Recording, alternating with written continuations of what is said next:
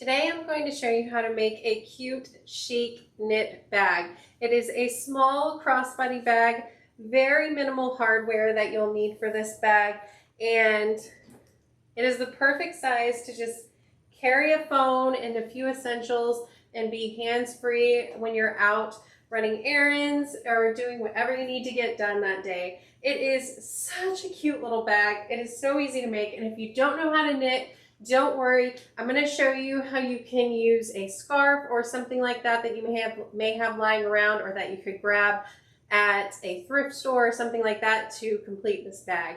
Let's jump in and I'll show you what materials we need, and then I'll also show you how to knit up this pattern. So let's get started. Okay, so here are the materials you'll need for this project, and I tried to keep it very, very minimal. I am using a fun vinyl that you can see it's kind of embossed. I'm using this for the bag strap, and I'm using it for the accents on the bag, and there are 4 accents cut out. Then you'll also need your knitted panel, and you will need 2 lining pieces, and these are both cut from linen. And the only hardware you will need is a magnetic snap. Now I am using the snap for my press, but you can use any magnetic snap that you have on hand. You can find them at Walmart, you can find them at Hobby Lobby. They are really easy to source, so you shouldn't have any trouble finding one. So like I said, I'm trying to keep this very, very minimal. Now, if you do not know how to knit, but you would still like to make a fun knit bag, I'm going to show you an idea on what you could do. You can maybe go to a thrift store or somewhere like that and find a knit scarf. This is one that I knit years and years ago, but I typically don't wear it because it is so heavy. So I'm going to show you, you can cut a panel from a knitted scarf or sweater that you already have. Just make sure, if it is something somebody knit for you, just know the person well enough to know if they would be okay with that, or even reach out and ask them. Every maker is going to be feeling differently about something that they knit for you being cut up, so keep that in mind. Now I would suggest, if you are going to cut your piece from a sweater or a knit scarf you have, to first sew it onto your lining panel. We're going to be doing this with the panel that you deliberately knit for it as well, but just remember, if you are going to just cut this down without putting any stitches or anything in, it's just going to unravel very, very fast. I would lay it out over your lining panel and then add some clips or something to hold it in place where you're going to be stitching. And the nice thing about yarn is it stretches. So you may have a piece that you think is too small for this project or the bag size that you want to make, but yarn stretches out. So that is one reason why I am actually adding a lining to it, because you know, after this stretches, you'd be able to see through those holes. And I really wanted this to be nice and stable and not stretch out. Adding an extra lining panel really helps keep this nice and stabilized.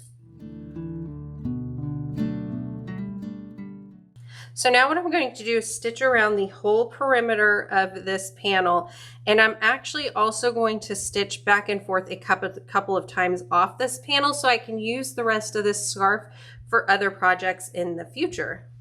All right, so now that the panel is sewn, I'm going to trim off right next to the fabric. And you can see, or hopefully you can see, I added 2 rows of stitches, but beyond that, just to make sure this doesn't unravel so I can use it for other projects. Now, something to note is you can see that this is kind of pulling in. It's not laying completely flat. So something you could do is pin this around to your pressing mat area. Just pin it around, spray it with some water, and wait till it dries. This is kind of like blocking this panel. It'll help it lay nice and flat.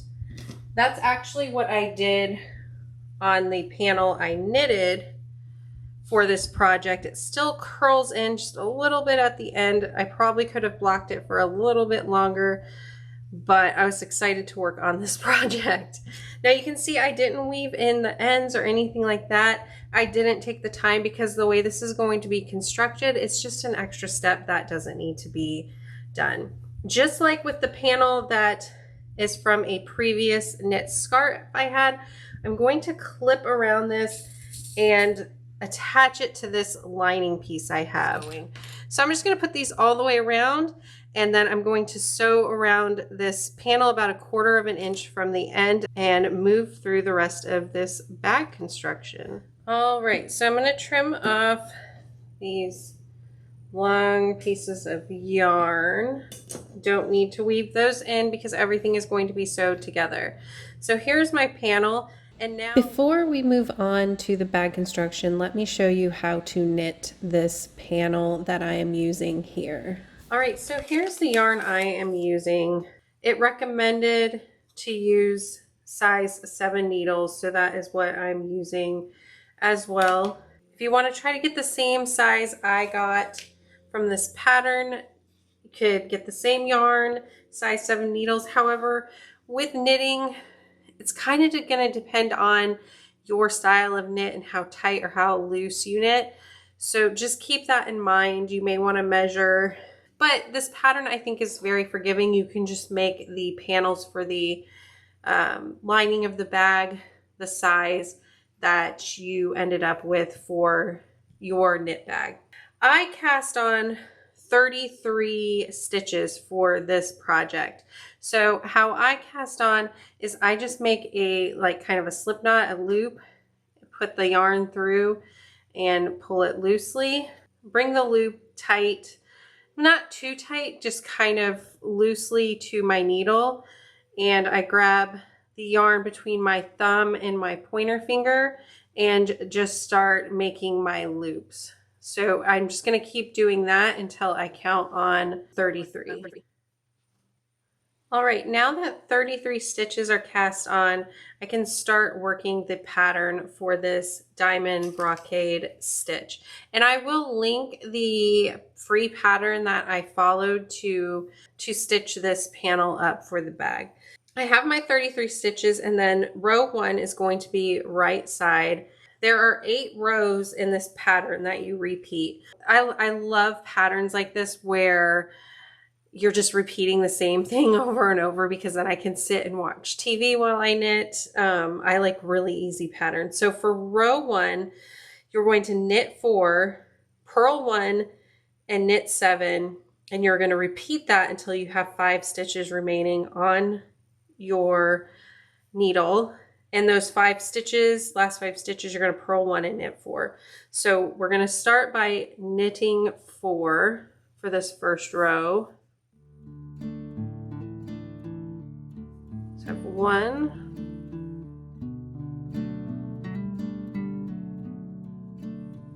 And now that those 4 on, I can start with the pattern, which is purl 1 and knit 7. So purl 1.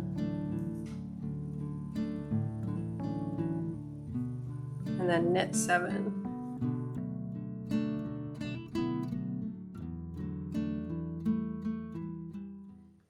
And I feel like the first row is always the hardest to knit because it's so tight with your cast on stitches. So after this, it gets much easier. So I'm going to purl 1 and knit 7 and just keep doing this till the end of this row. Okay, so and then the last 4 stitches we're going to purl 1 and then knit 4. Then I feel like after this last row, everything kind of gets knitted much easier, not fighting with those cast on stitches anymore. So this is the wrong side for row 2, and we're going to purl 3, and then we'll start our repeating pattern. So purl 3 first.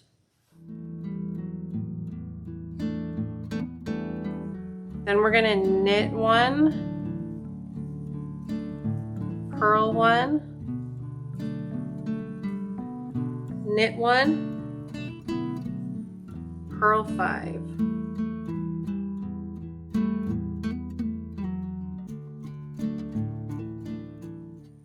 So we repeated that until 6 stitches remain. And then we're going to knit 1, purl 1, knit 1, purl 3. So knit 1, purl 1, knit 1, purl 3. All right, and then now we're going to move on to row 3. So to start this row, we are going to knit 2. Now we're going to purl 1 and knit 3, this repeating this whole row. So our pattern is purl 1, knit 3,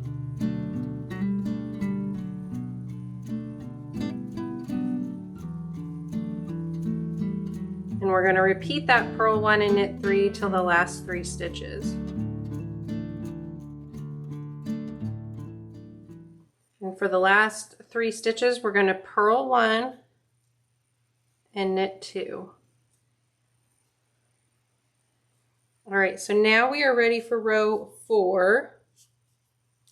And to start this row, we're going to purl 1, and then we'll get into our repeating stitches. So purl 1.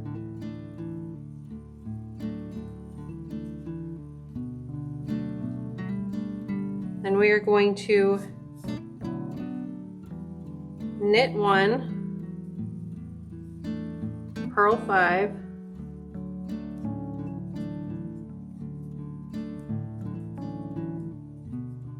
then knit 1, purl 1.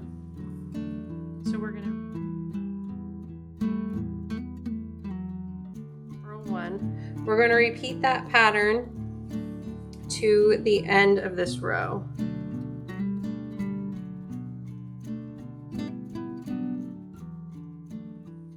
All right, so now we're on to row 5.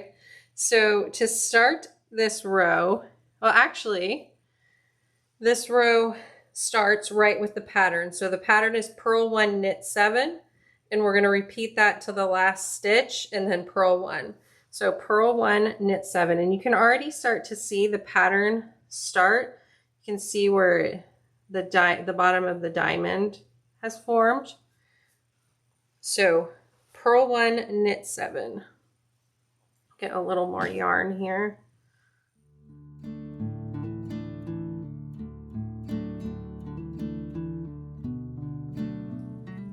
In the last stitch, we'll purl 1. All right, so that was row 5, and now we are going back to row 6, which rows 4 and 6 are the same. So for row 4, if you remember, we purled 1, and then that was to get our row started. Then our repeating pattern was knit 1, purl 5, knit 1, purl 1, and we're going to repeat to the end on that one. So the rest of this pattern is actually going back to previous rows. So row 7 was also row 3, row 2 was also row 8. So the last few rows we're already familiar with. So you're just going to repeat that pattern until you get the length that is needed for your bag. So for me, I'm doing mine about 16 inches. So my width for this is about 7, and the length is going to be about 16. So we're going to keep building this pattern until we reach the length that we desire. So have fun knitting, and then once you are finished with your panel, come back here and we'll work on the rest of the bag. So if you remember, we have 4 of these accent panels. So we're going to put one on each end of the knit portion of the bag, and we are also going to put one on each side of that extra lining panel that we have. So you're going to place them right sides together, put a few clips in, and then sew a 1/2 inch seam allowance.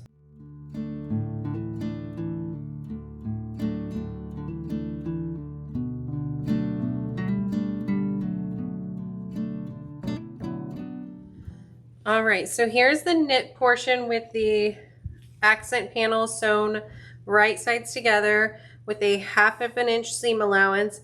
And something I want to point out to you is that trying to line up your knit panel and make it perfect is going to be nearly impossible. The threads are going to want to shift, the yarn is going to move around, and I will tell you, I made a few of these demos and it's not worth the stress of trying to make it line up perfectly. It is going to look amazing no matter how much the yarn shifts. And just trust me on it, to just let it go and just sew. And I promise you the end result will be really beautiful. Just so be it, right? So be it. Just let it happen, just sew it. Now, after sewing the accent panels right sides together, you're going to push them open. Now, if you are using, you know, a cotton or some other fabric here, you can press it and add some heat. If you're using a vinyl or a leather like I am, you're just not going to be able to press it with your iron. So I just press it as much as I can with my fingers. I do have these longer clips that are more for hair. So putting these across here sometimes helps me hold it in place when I sew as well. But usually I just hold it in place with my fingers and hold it down and put some top stitching across here. And I'm going to do that on both sides. I like to have the seam allowance pointing up towards the accent panel, because then my top stitching will hold that seam allowance in place and kind of help, you know, keep it aligned nicely. So I'm going to do an 1/8 inch away from the seam of top stitching on all of these accent panels. When I do the top stitching on my machine, I like to lengthen my stitch to about 3 to 3.5, but use whatever top stitching length you prefer. All right, so now that our top stitching is complete on both of the panels, we are going to be marking 3.5 inches from the side of the lining panel. So 3.5 inches in and 1 inch down, we're going to put a mark. This is where we are going to put our magnetic snap. We're going to mark that on both sides because you're going to have a magnetic snap on each side. All right, so now we are going to work on the strap. So I have my long strap here, and what I'm going to do is mark the center of the strap. For my strap, that is 1.5 inches in. If you're making a larger or a smaller strap for your bag, you'll just want to make sure you're marking it in the middle. All right, so I'm just going to mark the whole way down the strap.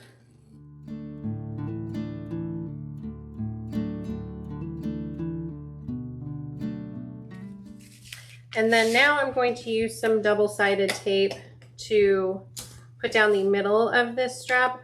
I actually only have 1/4 inch double-sided tape right now. Usually I like to use a 1/2 inch wide double-sided tape, but I ran out. So I'm going to run some down each side of my line to kind of work through the dilemma I'm having.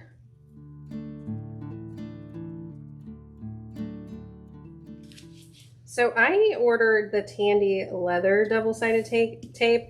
It has worked the best for me on any of the different types of material I use. I use some materials that are fleece lined, and some other double-sided tapes that I've tried have not worked on it, but the double-sided tape from Tandy Leather sticks to anything for me. So now what we're going to do is pull off the backing on the double-sided tape along one side, and you could pull a little bit off at a time as you work, however you want to do it. And what we're going to do is bring each side in to meet the line we drew. I'm going to do one side at a time.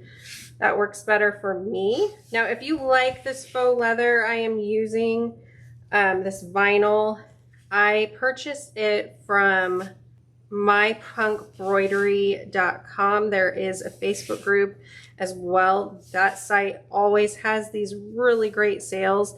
That's when I purchased a whole bunch of this vinyl to use. And what I really like about it is it's a great price, and it's actually pretty thin, so you can use it on a domestic sewing machine pretty easily. Now, the one thing I will say is if you want something that feels a little more like a true leather, I would look at the Mora leather from Emmeline, the Mora faux leather from Emmeline Bags. That faux leather is a beauty to sew with and feels very similar to being a real leather, and sews absolutely beautifully on a domestic sewing machine. This teal here is a Mora faux leather. You can see the top stitching on my domestic machine just looks gorgeous on it. So that is from Emmeline Bags if you are looking for some nice leather or faux leather to use for a project. Now what I'm going to do is just fold both sides in. Well, I'm going to fold in at the middle so that my ends meet. And I'm just going to put some clips in along here. Then I'll top stitch along both sides. I like to use these clips here that kind of look like more like hair clips, because the Wonder clips tend to put indentations in my faux leather or my leathers. So I use these because they don't leave any mark at all. And they're also a fun rainbow, which I love. And I get these from Lauren Mormino's site. All right, so now that the strap is finished and it looks absolutely gorgeous, we are going to attach it to one side of the main panel that has the knit on it. So depending on how wide you like your strap to be for it to fit, you at least want to have it a little more than 1/2 inch, so our seam allowance in from the side. But other than that, it can really depend on where you would like it to be placed. So I'm going to do it 1 inch in from each side.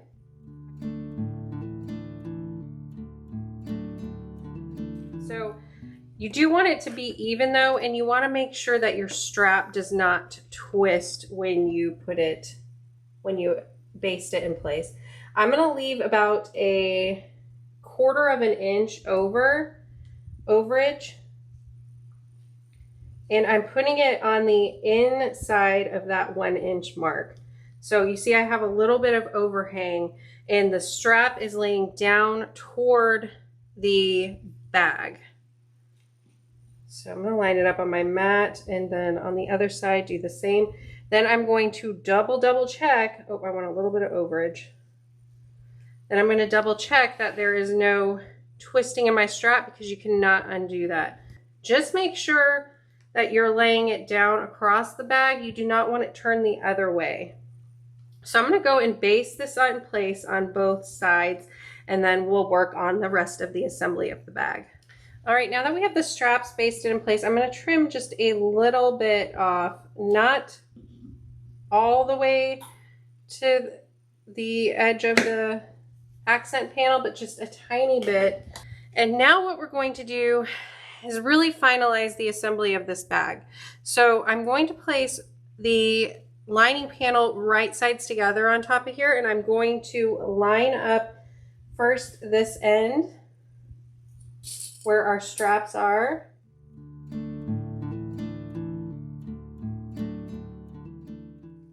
So remember, I have right sides together.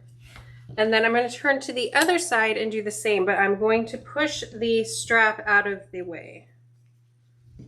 So I'm going to line up, put a few clips in. And then now what I'm going to do is I'm going to sew that 1/2 inch seam allowance on each short end of this bag where I have it clipped. So I'm not going to sew anything else right now. just the short ends where I have it clipped. All right, now that we have that 1/2 inch seam allowance sewn on each side, I'm going to flip the bag.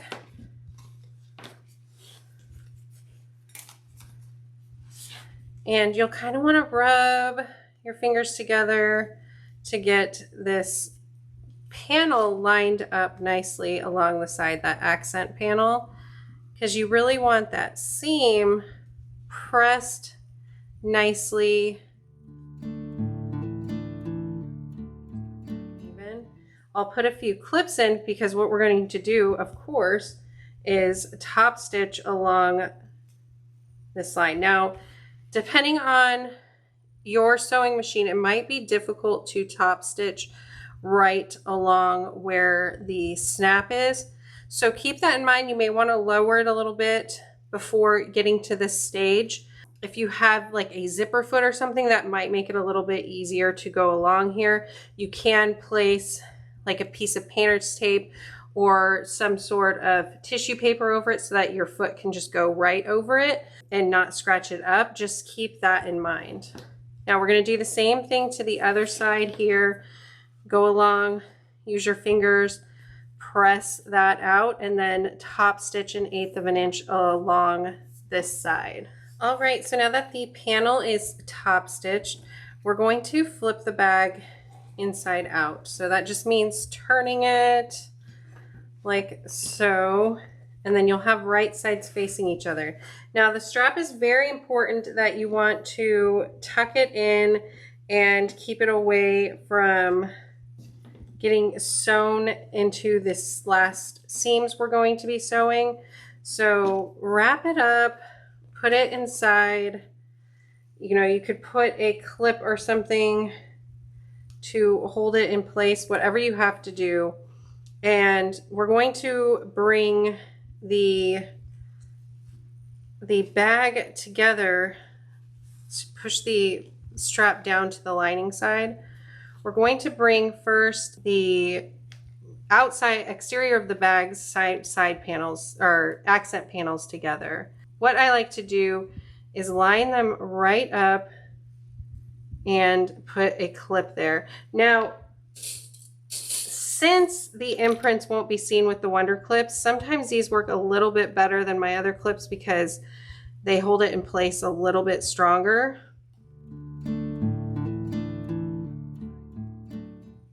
Remember, we have right sides together and we're bringing the sides together that are knit. And I'm going to sew a 1/2 inch seam right along the side and right up to where these sides are lined up. So I'm not going to sew the lining of the bag yet because I want to make sure all of this is lined up properly. So I find it easier to do just these two sides and then work on the lining next. All right, so I'm going to sew that 1/2 inch along both sides of these. All right, so our sides are sewn for the exterior knit panel. Now we just have the lining panel to sew. Now on one side, we need to leave an opening for turning this bag. So one side we're going to sew completely with a 1/2 inch seam, and you want to make sure you line up those side panels for the lining accent on both sides. Now I'm going to sew one side with the 1/2 inch seam allowance completely down, and the other side I'm just going to sew a little bit on the top and bottom for turning later. So leave a nice gap in the opening. Okay, so let's finish sewing up one side completely, one side just a little bit, then we'll turn the bag and finish it off. All right, so now that I have the one side of the lining completely sewn and one side sewn a little bit at the bottom and top, I am going to actually trim some of this exterior yarn off. So I'm going to make sure that I don't snip through any of my stitches, but I don't want all this bulk in the bag.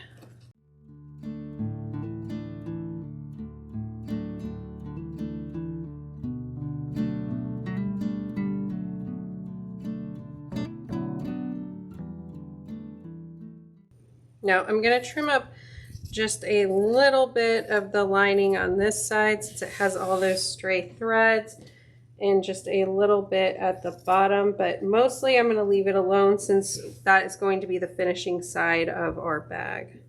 Now through that opening, I'm going to push my hand in and push out the bag exterior. And I'm actually going to put the lining inside of the bag. We still need to finish it up because we have that hole, but I do like to, before I sew up the hole, just kind of look and make sure that everything within the bag is nice and even at the sides. So you see how they are pinching? So what I'm actually going to do is turn the bag back right side out and clip some of that extra seam allowance there, and it should help the bag lay a little bit nicer. So that's why I don't sew up the hole in the bag right away.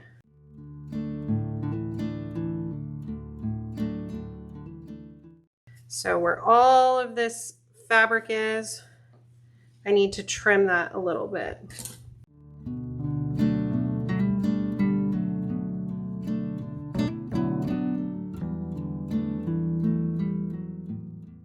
So don't clip through any of the threads, just get some of that excess fabric trimmed off.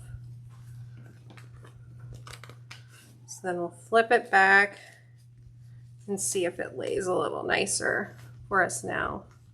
And there we go, it lays a lot nicer now that we trimmed off some of that extra fabric. I didn't get it lined up, it shifted when I sewed, but that is okay. You'll only see one side at a time and it'll look so cute. Okay, so now we need to finish off the lining of the bag. So now that we like how everything is laying for the bag, we can pull out the lining, and you may want to press it a little bit here to help it lay nicely. I'm going to push that out of the way. But what essentially we're going to do